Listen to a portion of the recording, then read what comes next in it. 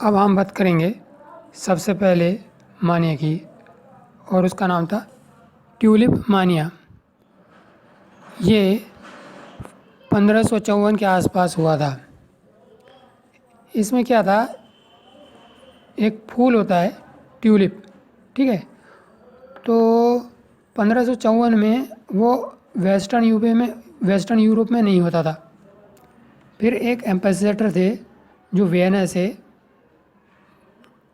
उसके पौधा जो है ट्यूलिप का वो लेके आए तुर्की से।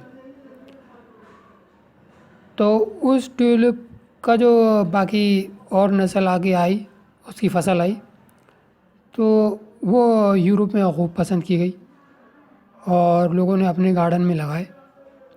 और जो रिच थे, मालदार थे, उन्होंने खूब ख़रीदा। अच्छा, जब ये एकदम नया नया आया था तो इसकी खूब डिमांड बढ़ी। तो जब डिमांड बढ़ी तो इसके खूब रेट बढ़ने लगे। अब 1634 में उसमें खूब र्यूमर्स, अफवाहें, और इसके रेट बढ़ने लगे। और कि भाई फ्रांस में जो है ये फैशनेबल हो गए हैं।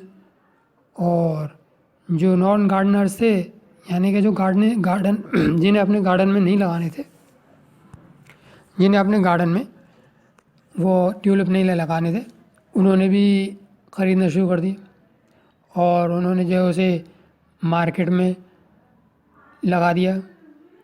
और उन्होंने एक आसान पैसा बनाने के लिए, जैसे जमाखोर नहीं होते हैं सब्ज़ी मंडी में, इसी तरह से उन्होंने उसकी ट्यूलिप मानिया की जमाखोरी और रेट फिक्स करने शुरू कर दिए। हल्के हल्के ट्यूलिप की प्राइस जो थे वो बढ़ने लगे। अब ये लोगों को लगने लगा कि भाई थोड़े से ही जो है ट्यूलिप के पौधे ख़रीद लो और थोड़ी देर के बाद उन्हें बेच दो और आपको प्रॉफिट मिल जाएगा। अब हर सीज़न में जो है क्या होता था कि जो है ट्यूलिप जो था 2 से 3 हो जाता था। अब लोगों ने सोचा कि भाई अगर मैंने एक पौधा ले लिया और आज 10 का लिया है, अगले सीज़न में 2 हो गए, तो 10 के 20 हो जाएंगे। इस तरीक़े से तो ये मैं बहुत मालदार हो जाऊंगा। यानी कि लोगों के दिलों में लालच आया। तो सब ने क्या करना शुरू कर दिए, ट्यूलिप लेने शुरू कर दिए और अपने गार्डन बनाने शुरू कर दिए। उसमें जो है उन्होंने लगाने शुरू कर दिए। तो अब ये सब जो है, इसमें जो है फ्यूचर डिलीवरी भी शुरू हो गई कि सितंबर तक जो है वो भी पेड़ जो है ग्राउंड में लग जाना चाहिए, और जून तक, ताकि जो है जब वो उसकी फसल आ जाए तो फ्यूचर डिलीवरी के लिए तैयारी हो जाए, उसके और रेट को लिया जाए, लेन देन हो उसमें। 1636 तक जो थी ट्यूलिप मार्केट थी वो नॉन प्रोफेशनल के हाथ में थी, जिनके पास कैश नहीं था या पौधे नहीं थे। अब उसमें मार्जिन रिक्वायरमेंट भी नहीं था। लेकिन उसके बाद मार्जिन रिक्वायरमेंट और ये सब जो है वो एग्री करने लगे भाई कि हम इससे इससे जो है इतना हमारा मार्जिन ले लो। और चाहे वो गरीब आदमी थे और 100 रुपये की आसामी थे, लेकिन उन्होंने 1000 का माल ले लिया मार्जिन देके। इस तरीके से कि अगले साल जो है वो डबल हो जाएंगे और उनके जो है 100 के वो 1000 के 2000 हो जाएंगे, और 2000 में से वो मार्जिन का भी हो जाएगा और फ़ायदा भी आ जाएगा 1000 रुपये का। नवंबर 1636।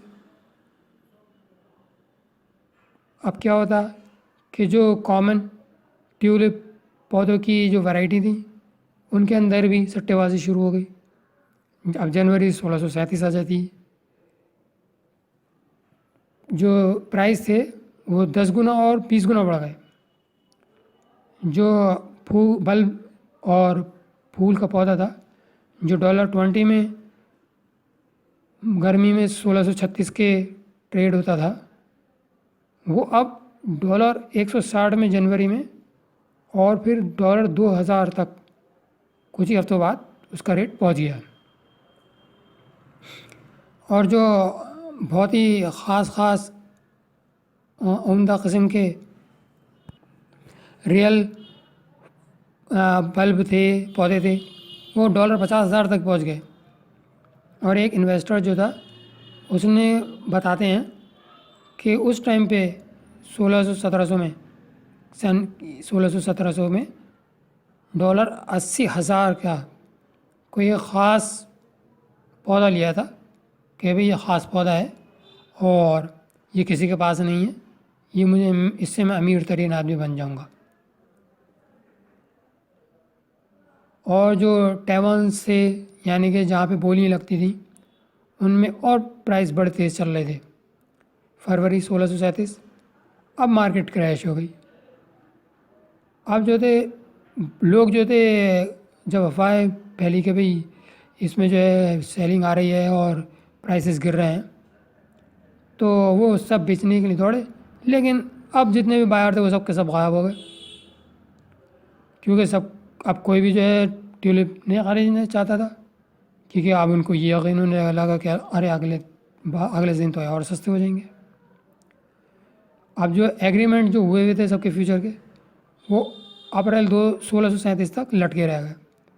फिर हॉलैंड ने उसको जितने भी ट्यूलिप फूल के कॉन्ट्रैक्ट से पौधों के, वो सबको सस्पेंड कर दिया और उन्होंने गार्डनर्स को अलाउ किया कि आप जो है अपने फूल बेच दें। और उसके बाद उस समर में वो डिप और लगा, फिर और नए नीचे लो पे चले गए। 100 साल बाद